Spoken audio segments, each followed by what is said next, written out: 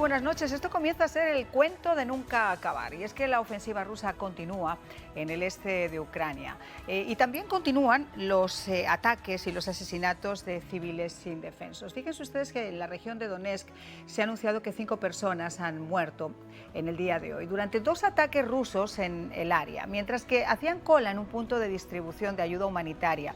La empresa estatal de ferrocarril de Ucrania también ha informado de otro bombardeo en una de las estaciones de tren del este del país. Y este ataque con 3 misiles ha dejado varias víctimas. Se desconoce si son muertos o si son heridos. Pero mientras todo esto ocurre, Estados Unidos y el Reino Unido han anunciado nuevas sanciones contra Rusia en respuesta a esa matanza de Bucha, el suburbio de Kiev, del que se retiraron las tropas rusas el pasado fin de semana, dejando esas imágenes dantescas que ya hemos visto hasta la saciedad en televisión, y de que el presidente Joe Biden lo describiera como crímenes de guerra. La masacre ha desembocado en el anuncio de encaminarse a prohibir nuevas inversiones en Rusia, a aumentar las dificultades financieras para las operaciones de su mayor banco y a perseguir la riqueza también de funcionarios del gobierno y de algunos de sus familiares. Y entre estos, miren ustedes, destacan las 2 hijitas del presidente Vladimir Putin, Caterina y María.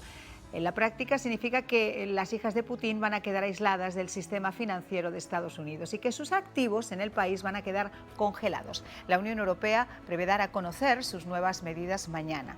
La buena noticia es que al menos los corredores humanitarios sí siguen abiertos. Han sido ya evacuadas de distintas ciudades un total de casi 4.892 personas, más que las 3.846 que escaparon ayer martes. Y lo cierto es que todos sabemos cómo han comenzado las guerras, pero desde que esto comenzó, yo se lo he contado, nadie puede predecir realmente cómo ni cuándo van a terminar. Y en este sentido, el secretario general de la OTAN, Jens Stoltenberg, ha advertido hoy que la guerra en Ucrania puede durar meses, incluso años. Bueno, esperemos que este señor no tenga precisamente el don de poder predecir y que esta pesadilla termine muy pronto, para nosotros y para el valiente pueblo ucraniano. Comenzamos. Pues tenemos con nosotros, permítanme presentarles a nuestros invitados. Está con nosotros Octavio Pérez, teniente coronel de las Fuerzas Armadas retirado. Muchísimas gracias por acompañarnos. Por la invitación, y también está con nosotros Arthur Garfer, un amigo de este programa, un auténtico experto, militar en estos momentos en activo, pero también ex agente de inteligencia. Muchísimas gracias por acompañarnos, Arthur. Cómo no, María, un placer estar contigo nuevamente. Y yo quiero comenzar contigo, Arthur, si me lo permites, porque lo que estamos viendo en estos días, yo decía que ojalá y este señor no tenga el don de la predicción y que se equivoque y que esto no vaya a durar ni muchísimo menos esos meses o ese año que él predice. Ayer hubo en Naciones Unidas una de las intervenciones de la embajadora que a mí me pareció absolutamente brillante, aunque obviamente fue de poco compromiso, pero al menos de palabras bonitas, en las cuales se comprometía a ayudar de forma fáctica al pueblo ucraniano. Y en este sentido, una de las cosas que decía es que sí le iban a empezar a dotar de ciertas armas, entre ellos pues esos misiles hipersónicos que el pueblo ucraniano había pedido, ¿no? Y también creo que no han llegado a las baterías antiaéreas, pero sí a esos jabalines. Cuéntanos un poquito. Bueno, esta tecnología es tecnología avanzada que ha pedido Ucrania desde un principio y que entiendo yo que tácticamente debería haber estado sobre el campo de batalla mucho antes de la invasión de Rusia en febrero. El utilizar esta tecnología claramente va a degradar más aún la capacidad rusa militar convencional de poder tomar fácilmente cualquier ciudad o pueblo en Ucrania. Ahora, también. Perdón. ¿Arthur? Sí, ya sabemos también de las posibles operaciones que vaya a llevar a cabo Rusia aquí en el futuro. Y nuevamente esto no va a ser una guerra rápida. No se va a acabar aquí en algunos meses, esto va a continuar por buen tiempo porque ya se está moviendo al renglón de lo que es una guerra no convencional, una guerra irregular. Fíjate que en esta conferencia que estaba dando en el día de ayer, obviamente a la salida el tema también pues fue obviamente Ucrania, ¿no? Y mucha gente te pregunta por el hecho de ser periodista, ¿y tú qué crees que va a pasar? Es difícil predecir, obviamente, lo que va a pasar. Lo que sí podemos decir hasta este momento es que esa imagen de ese ejército fuerte, esa segunda potencia militar del mundo, ha quedado muy en entredicho y que si se tiene que hablar a día de hoy de un perdedor, al menos a mi juicio, ese perdedor es Putin, y sobre todo después de esas imágenes dantescas que hemos visto que han salido de civiles masacrados. Yo creo, Octavio, que esa imagen, a veces las imágenes valen más que 1000 palabras, esas imágenes en los ojos del mundo van a pesar. Van a pesar, y lo bueno es que ya hay un posanálisis, ya tenemos 42 días de guerra y ya están saliendo los estudios, muchos en varios de los periódicos, New York Times, la BBC, donde están analizando que esto fue un total desastre para Putin. Todas esas caravanas que veíamos, que pensábamos que iban a entrar en Kiev en cuestión de días, fueron caravanas de logística interceptadas por el ejército ucraniano que no les permitieron moverse. En realidad no era que estaban esperando el grosso del resto de la gente, sino un sinnúmero de fallos logísticos, de coordinación, se quedaron sin comida, se quedaron sin suministro. Y encima de eso se robaban los teléfonos de los civiles.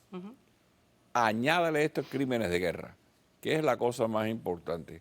Ahora entre el pueblo de Irpil y Busha, hay más de 400 cadáveres que han recuperado en estos 2-3 días que han estado las autoridades recogiendo.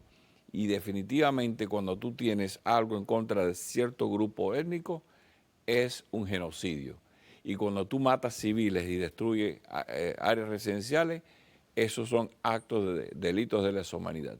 Y una cosa que pudiera, el cronograma de tiempo, como sabemos, no hay quien pueda predecir, es que esos generales y esos oligarcas que están perdiendo dinero digan, ni quiero ir a la Corte de la Haya con Putin, o ya he perdido suficiente dinero, y hagan algo entre ellos y saquen de poder a Putin.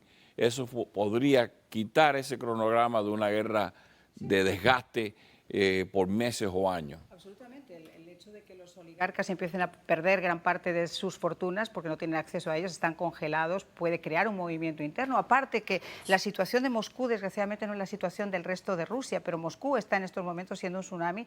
Hay estaban hablando de casi 3000 personas que han sido detenidas en manifestaciones en un lugar donde solamente decir que es una campaña en una guerra te puede significar 15 años de prisión. O sea, y en el país hay más de 15.000 arrestados. Y estamos hablando de hace más de un mes. Ahora, Arthur, tú que sigues en activo en las Fuerzas Armadas y además manejas fuerzas especiales, hasta en la guerra hay reglas. Lo que ha hecho Putin ha sido romper las reglas más básicas al masacrar de esa forma tan salvaje a la población civil.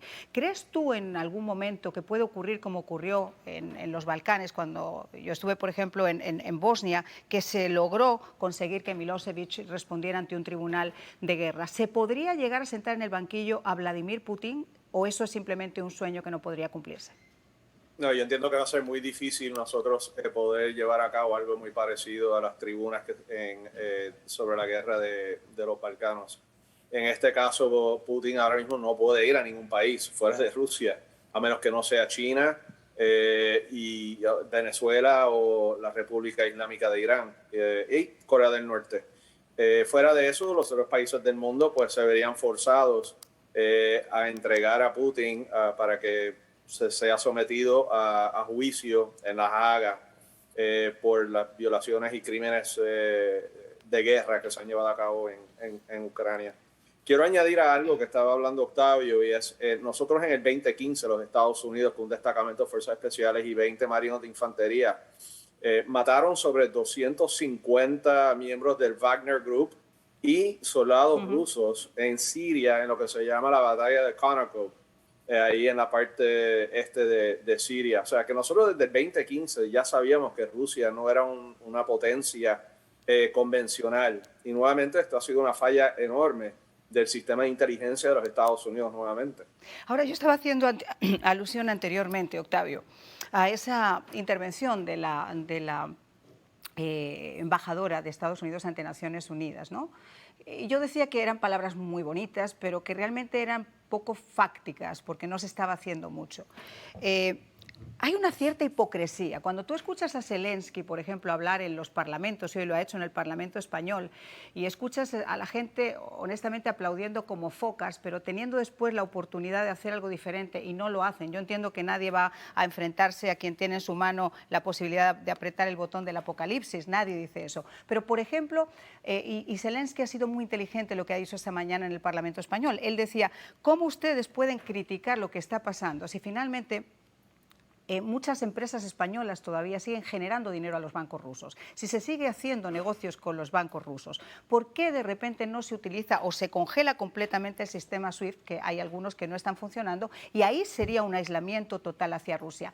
¿Existe realmente la voluntad de hacerlo? Bueno, hay dos versiones de esto. Primero, la secretaria del Tesoro aquí en los Estados Unidos, en una deposición, dijo que si de momento cerramos la venta del petróleo Rusia, las economías europeas se dan de picada, porque hay muchos como los alemanes y los italianos que dependen más de un 50% del petróleo y el gas ruso. Ahora, por el otro lado, lo que tú estás diciendo, que es una realidad que se está viendo ahora con las sanciones que está mandando ahora el presidente, es que hay una hipocresía y Zelensky tiene un poder tremendo porque ha acumulado un capital político como líder y está diciendo las verdades que estamos sabiendo desde el año 1949. El que no lea la historia, la Liga de las Naciones desapareció porque no pudo prevenir ni la Primera ni la Segunda Guerra Mundial. ¿Qué se funda? Se funda lo que se llama las Naciones Unidas. Las Naciones Unidas no han podido aguantar una sola guerra desde el año 49. Y los 5 victoriosos de la Segunda Guerra Mundial no son necesariamente los que deberían tomar las decisiones. Por eso él tuvo la osadía de decir que saquen a Rusia del Consejo de Seguridad de las Naciones. Y eso va a calar hondo en el mundo en estos días, pero desgraciadamente, como tú dices, como todo el mundo tiene mucho que perder, todavía no acaban de cortarle todos los recursos que lo que ha pasado con Italia y Bielorrusia, que son los lugares que abiertamente han lavado siempre el dinero a los oligarcas rusos. Pero vamos a hacer una pausa y vamos a regresar, porque aunque suene feo, ahora resulta que también han congelado las finanzas a las hijas de Putin. Ya regresamos. Estamos de regreso y yo les decía que suena feo, pero realmente son las hijas de Putin. Estoy hablando de Caterina y de María, que ahora han sido también las víctimas pues, de la incautación de sus bienes, de la congelación de sus bienes. ¿Por qué? Pues porque obviamente esas sanciones están haciendo que el círculo más cercano de Vladimir Putin se vea afectado. Y la razón, Arthur, es que aparentemente, como han hecho también los que tenemos más cerca, en Cuba o en Nicaragua o en Venezuela, han puesto pues, sus finanzas a buen recaudo con miembros cercanos de la familia. Arthur, ¿me escuchas? Bueno, mientras recuperamos la conexión con Arthur, te hago la pregunta, Octavio. Bueno, hace unas semanas, el que era dueño del equipo del Chelsea, movió todas sus inversiones a trust funds, a unos fondos, unos fideicomisos con los familiares y con otra gente, en otras palabras, primos, hermanos. Entonces, para prevenir que Putin pueda hacer eso, aunque él ya tiene muchas de estas compañías bajo los nombres de las hijas, hoy se anuncia que se le va a hacer sanciones en contra de ella y se van a incautar y congelar todos los fondos de ella. O sea, esa es otra forma de ponerle otro nudito a la soga que va al cuello, pero en realidad la verdadera es el SWIFT, lo que tú dices. En el momento que tú le cortas el SWIFT a Rusia, que no puede hacer transacciones, que es lo que él está exigiendo ahora que le paguen en rublo, porque el rublo está por el piso, eso va a ser lo clave para poner de rodillas a esa economía que está destrozada. Arthur, Zelensky tiene razón en lo que está diciendo. Está muy bien esto de las sanciones y está muy bien que les aprieten las clavijas y posiblemente tenga grandes efectos cuando el pueblo ruso se vea entre la espada y la pared y no tenga nada más que hacer, y entonces quizá pueda ocurrir lo que dice Octavio, ¿no? Que haya un movimiento interno que pueda sucumbir de alguna forma en la imagen de Putin en Rusia. Yo no sé si su derrocamiento, pero podría influir. Ahora, lo que también es cierto es que hasta este momento nadie ha puesto el cascabel al gato a Putin, y el problema que hay es que nadie sabe cuál es la estrategia que sigue en estos momentos en Ucrania. Se hablaba de rodear Kiev, se hablaba de tomar ciudades como Mariupol, pero nadie sabe cuál es esa estrategia. Desde tu punto de vista militar, ¿qué crees que va a pasar? Yo entiendo que presentemente Rusia está reevaluando su debacle en estos momentos. Entiendo que ellos van a querer consolidar sus fuerzas en lo que es Luhansk y Donbass. Y entiendo que ellos quizás podrían llevar a cabo una ofensiva que va desde la frontera en el norte de Ucrania y Rusia, directamente pasando por Sloviansk hacia el sur, al Mar Negro y la ciudad de Mariupol, y en eso entonces pues controlan todo el área este y las dos provincias que componen Donbass. Entonces yo entiendo que eso es lo que va a hacer Rusia, y entonces ellos saldrán y dirán que pues, esto ha sido una victoria contundente para Rusia porque han podido controlar esas dos áreas. El tema humanitario, el tema, por ejemplo, de que hay un montón de gente que está regresando. Hay gente, refugiados, que han decidido que no quieren seguir siendo refugiados y regresan a Ucrania. Se están respetando por lo menos los corredores en este momento, ¿no, Arthur? Se están respetando, pero el problema es que hemos visto en el pasado que Rusia, tanto en su guerra en Afganistán y sus otros conflictos en África, etcétera, pues ellos son una práctica muy común de ellos es atacar a los civiles. Y eso es algo que ellos hacen para afectar la psiqui del centro de gravedad, que es la población de esa nación. Lamentablemente para ellos en esta situación no les ha funcionado porque ha servido de un catalyst para que la población ucrana que quieran alzar armas en contra de Rusia.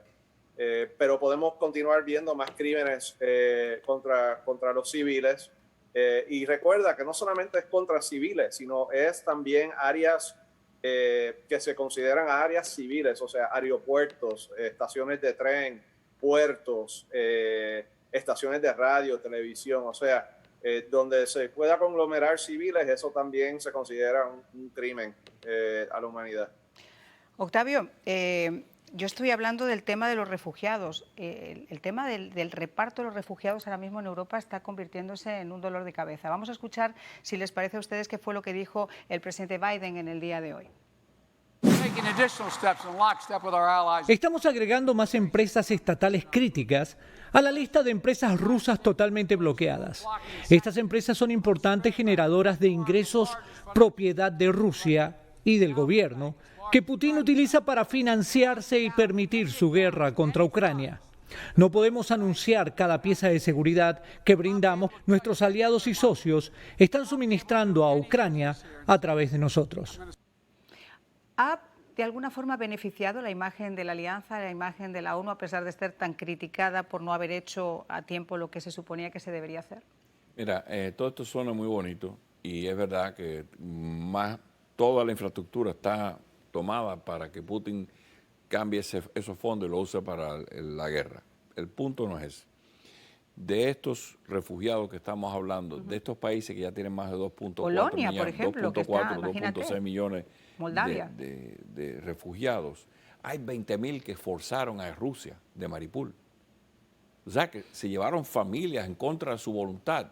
Hubo corredores que iban para, la única escapada era hacia Rusia. ¿Cuándo volverán esa gente? Eso están como para un futuro canje. Sí respetaron estos días los corredores, se sacaron más de 1.000 y pico de personas.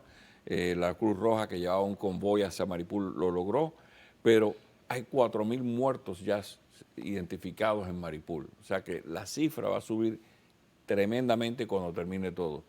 Y este desastre humano, ¿quién está dando la cara? ¿Quién va a pagar a Europa, a esos países que están aguantando? Eventualmente va a salir de nuestro bolsillo.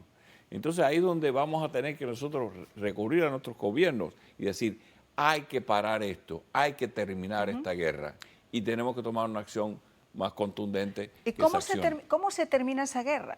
Pues a ver, yo me pongo a pensar, y yo los escucho a todos y me como todas sus intervenciones en Naciones Unidas, en la OTAN, etcétera, y es el mismo fondo de buenas voluntades de siempre. Y mientras tanto tienes a los milicianos, tienes al ejército, tienes a Zelensky, que como ellos dicen, el tiempo pasa. ¿Cómo acabamos con eso? Una pausa y regresamos. Poco tiempo, pero Octavio, ¿cómo podríamos acabar con eso? Yo cojo un individuo como Arthur y hago un operativo especial o busco individuos que tengan acceso a los oligarcas y de ahí le hago el nudo a Putin, que ellos mismos lo entreguen. Y si no, Arthur que use su Arthur, te especialidad. acaban de tirar la pelota mal. O sea, yo creo que somos varios los que opinamos que hacen falta muchos Arthur, por ejemplo. Mire, me siento muy honrado que hayan dicho eso, que es más complicado decirlo que hacerlo también, pero tropas miren, especiales como la tuya, quiero decir, gente como tú que lleva años haciendo todo eso. Hombre, servicio a la patria. Sí, claro, pero mira, yo lo que entiendo es que el conflicto va a seguir, se va a limitar a las áreas de Donbass. Entiendo que como podemos parar la guerra más grande es continuar armando Ucrania, entrenando a las tropas ucranas y poniendo a Ucrania en una posición sólida económicamente, fiscalmente y militarmente para que Rusia no le dé ideas de aventurismo nuevamente en el futuro.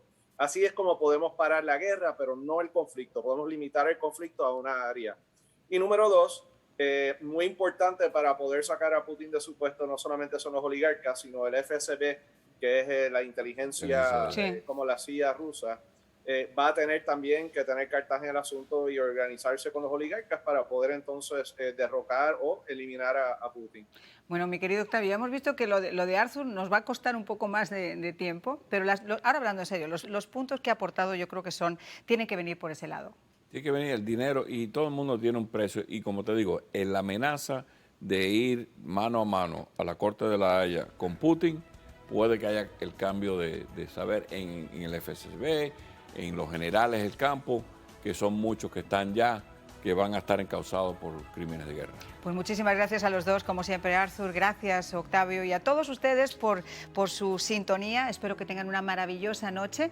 Estoy recién caída de un avión de República Dominicana. Aprovecho para mandar un beso muy fuerte a mis amigos dominicanos que me han hecho disfrutar tanto de esa inauguración de la primera agencia de prensa dominicana de AdPress, donde he tenido la fortuna de clausurar con una conferencia y de compartir con muy buenos amigos. Que tengan